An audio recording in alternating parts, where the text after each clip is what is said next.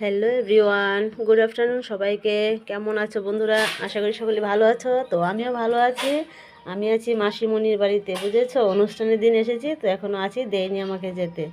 তো মাসি বলছে তুমি তো রান্নার ভিডিও করো দেখি, তো আজকে রান্না করে আমাদেরকে খাওয়াতে হবে। তো চলে এলাম আর রান্নাবান্নাও সেরে নিয়েছি।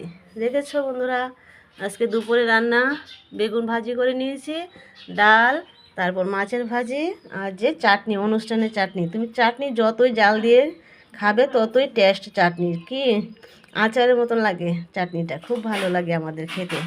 তো তোমাদের কার কার ভালো লাগে বাসি চাটনি খেতে বলবে। আর যে এখানে আলু ভাজি পলে, মানে কুচি কুচি করে আলুটা ভাজি করে নিয়েছি। আর এখানে হয়েছে পাঁচ মিশলে একটা নিরামিষ সবজি, দেখেছো? ধনিয়া পাতা দিয়ে অনেক রকমের সবজি দিয়ে নিরামিষ। তো মাছ মাংস খেয়ে খেয়ে আর ভালো লাগছে না, তো আজকে নিরামিষ করেছি।